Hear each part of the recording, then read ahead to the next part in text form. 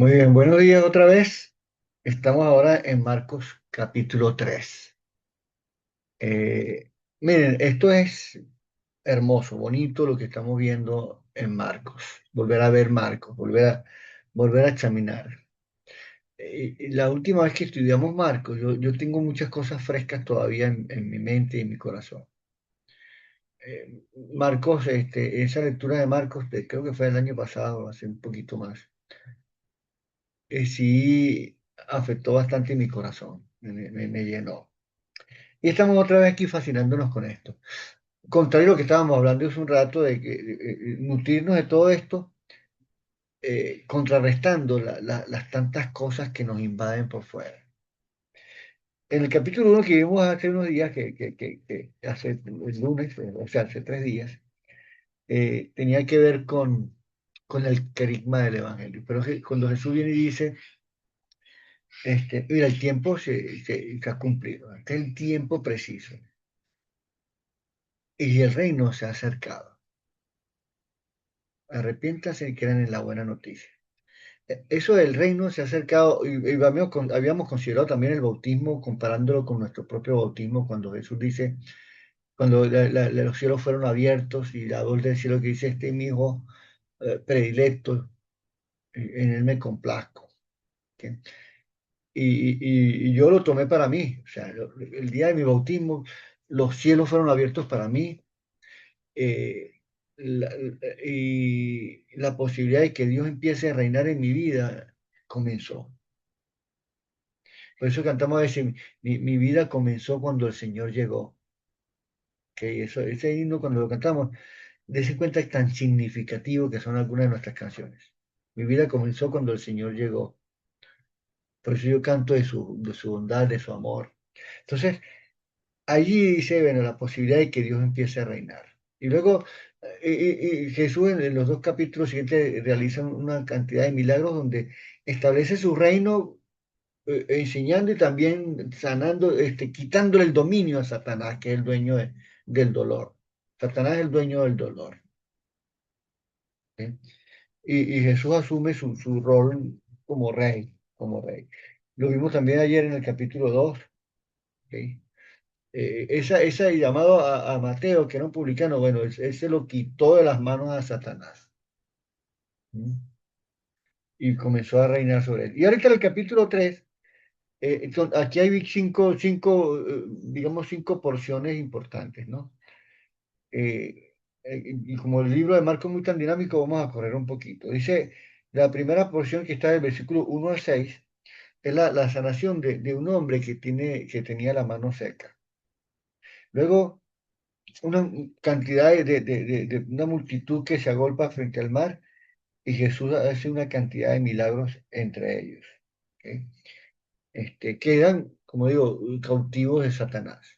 O sea, la sanación no es simplemente una sanación física, sino ese establecimiento de su propio dominio, ya quitar el dominio a Satanás para él empezar a reinar. Luego la elección de los 12 apóstoles, versículos 13 al 19. Después viene la acusación al orar milagros y que no lo aceptan y le atribuyen todo eso a Satanás. Y finalmente el encuentro con su familia, versículos 31 al 35. Vamos a ver qué podemos reforzar aquí. Los primeros versículos dice, en otra ocasión entró en la sinagoga y había allí un hombre que tenía la mano paralizada. Algunos que buscaban un motivo para acusar a Jesús no le quitaban la vista de encima para ver si sanaba al enfermo en sábado. Entonces Jesús le dijo al hombre de la mano paralizada, ponte de pie ante ellos, ante todos. Y luego le dijo a los otros, ¿qué está permitido en sábado? ¿Hacer el bien o hacer el mal? ¿Salvar una vida o matar? Pero ellos permanecieron callados y Jesús se les quedó mirando y enojado, entristecido por la dureza de su corazón y le dijo al hombre, extiende la mano. Él extendió la mano y le quedó restablecida. Tan pronto como salieron los fariseos, comenzaron a tomar con los herodianos cómo Algunos dicen, versiones dicen destruirle, otros dicen eliminarle. La nueva versión internacional dice cómo matar a Jesús. Ya, mira, ya hay comenzando, ya hay un preludio de que la intención con el Señor Jesús. O sea, Jesús obra un milagro en un hombre enfermo. A diferencia de otros enfermos y de otras oportunidades en que realizó milagros parecidos, el enfermo no es que llega a Jesús. Jesús lo ve y le dice, ponte al frente. Jesús lo llama. O si Jesús nos llama, ponte al frente a todos, frente a todos, ¿no? Y como Jesús ya sabía que había cierta oposición, que le estaban haciendo trampas para tratar de acusarle, Él les dice, bueno, hoy es sábado, podemos hacer el bien o el mal. Podemos salvar una vida o matarla. Es interesante que se quedaron callados, nadie dijo nada. Y, y eso, claro, eso es frustrante. ¿Ok? Imaginémonos ahí en ese escenario y todo el mundo callado y viendo al hombre con la mano seca. Estaba hablando hace un rato de las personas que a veces llegan allá al edificio de la iglesia buscándolo a uno por dinero. Muchísimas de esas personas no regresan más nunca, vinieron y satisfacieron su necesidad o hicieron su trampa y ya no regresan. Bueno, pero uno está ahí para hacer el bien. ¿Qué importa a los demás, no? O sea, y si regresan, bueno, gracias a Dios, gloria a Dios. Si se sanó y es verdad, más gloria a Dios. Esa es la respuesta. ¿Estamos ahí para hacer el bien o para hacer el bien siempre? No, vamos a, no, que el edificio de la iglesia, que hay peligro en la calle, que cuidado con los ladrones, bueno, cierren la puerta. No, señor. Las puertas de la iglesia siempre deben estar abiertas, las puertas de nuestro corazón, para hacer el bien. ¿Nos roban? Bueno, nos roban. ¿Sabe que nosotros tenemos en ese edificio desde el año 97, donde funciona la iglesia? Ya va a ser 30 años. Y en 30 años, ¿cuántas veces han entrado a robar? Una sola vez. No hay temor, no tenemos que tener temor. Porque estamos ahí, puertas abiertas para hacer el bien. Entonces, Jesús experimenta aquí una de las emociones más fuertes de su ministerio, porque no le responden. Dice ahí que se quedó una mezcla entre enojo, tristeza por lo que estaba ocurriendo. Y aquí viene una de las conclusiones de este primer pasaje. La primera es que casi ni es el pecado lo que el mayor obstáculo al amor divino. Los mayores enemigos del amor divino son la dureza del corazón y la indiferencia. Oye, la dureza del corazón, porque el Evangelio comienza Jesús invitando, diciendo, el reino de los cielos se ha acercado. O sea, yo quiero reinar en la vida de ustedes.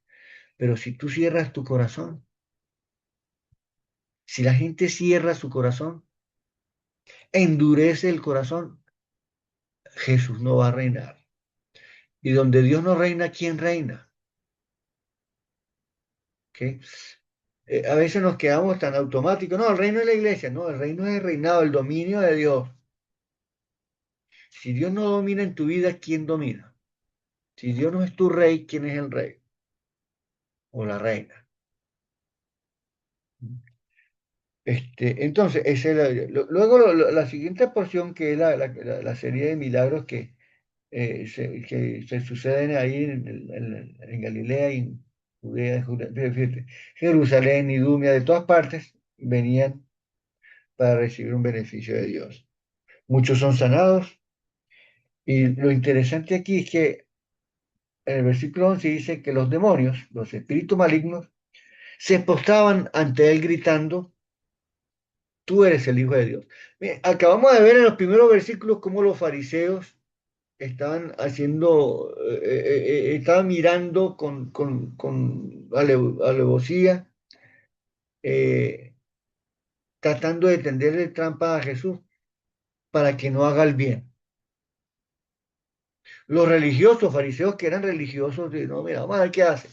Ah, mira, sanó, vamos a matarlo, por haber sanado vamos a matarlo. Y en el otro lado, los demonios, tú eres el Hijo de Dios. Esta gente los negaba y los demonios dicen, tú eres el Hijo de Dios. Que mire, son las mismas palabras que se oyeron las palabras cuando los cielos fueron abiertos en el bautismo, que el Señor dice, el Padre dice, este es mi Hijo amado, este es mi Hijo amado, en quien tengo mi complacencia. Son las mismas cosas que dicen los demonios, eres el Hijo de Dios, pero la gente religiosa y los demás no, que no es. ¿Mm? Luego entonces coge los 12 versículos 13 al 19. Esos versículos nos indican, inclusive ya eso lo estudiamos aquí en la iglesia, dice en el versículo 14, estableció 12, designó a 12 de entre sus discípulos. De esos 12 dice, los nombró apóstoles. ¿Para qué? Dice, para que lo acompañaran y para enviarlos a predicar y para ejercer dominio, fíjate, para ejercer autoridad, para ejercer, expulsar demonios. Entonces, ¿para qué el Señor escoge discípulos? Una, para que estén con Él. El que está con el Señor está con el Señor. Una. Dos, para enviarlos a predicar. No es para quedarse callado la boca. Enviarlos a predicar y para dar un sentido, eh, para quitar a Satanás el dominio que tiene sobre las personas, expulsar demonios. ¿Sí? Esa es la razón del discipulado aquí según Marcos capítulo 3. Dios nos escogió para esas tres cosas. Luego viene la blasfemia contra el Espíritu Santo. Aquí, lástima que no hay tiempo para extendernos, pero esta gente empieza a acusar a Jesús de que hace los milagros por el poder del Belcebú. Jesús dice una declaración que se ha estudiado mucho sobre eso. Dice que todo pecado es perdonado menos la blasfemia contra el Espíritu Santo. Para allá Juan dice que hay pecado de muerte. Este, ¿Qué pecado, pregunto yo, qué pecado Dios no puede perdonar? Ah, la blasfemia contra el Espíritu Santo. ¿Cuántas personas conoces tú que blasfeman contra el Espíritu Santo abiertamente? ¿Mm? Este, yo creo que hablando otra vez del reinado y de la oferta permanente de Dios, que el pecado que no puede ser perdonado es todo aquel pecado del que yo no me quiero arrepentir y que por lo tanto bloquea la intervención de Dios, bloquea el favor de Dios. ¿Ok? Entonces, esto es lo que nos contamina más. Y finalmente, el encuentro de Jesús con su familia. Y esta gente viene a llevárselo porque tú sabes que ustedes pueden leer bien el Evangelio y la familia cree que Jesús está loco, está fuera de sí. Entonces, se lo quieren llevar. Y Jesús le dice a la gente, mire, mi verdadera familia es todo aquel que hace la voluntad de mi Padre que está en los cielos. En la teología de Marcos, ¿quién es todo aquel que hace la voluntad del Padre que está en los cielos? ¿Mm? Porque dice, en el versículo 35, porque todo aquel que hace la voluntad de Dios, este es mi hermano, mi hermana y mi madre. Todo aquel que hace la voluntad de Dios es una evidencia que el que hace la voluntad de Dios está bajo el reinado de Dios. Somos súbditos. Entonces eso nos vincula. El ejercicio de la obediencia el hacer la voluntad de Dios.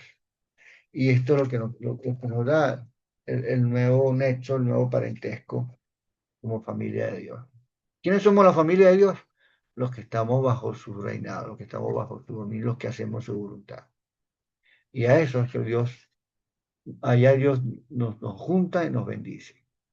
El Señor me los bendiga, hermano. Vamos a orar. Padre, te damos gracias por este día, por esta comunión bonita que tenemos, por tu palabra, que nos instruye, pero también nos da carácter, nos da también la alegría de sabernos hijos tuyos y de sabernos que somos tus predilectos, Padre. Ayúdanos a crecer en esta verdad, a atesorarla y a darle siempre el valor que debe tener, Señor.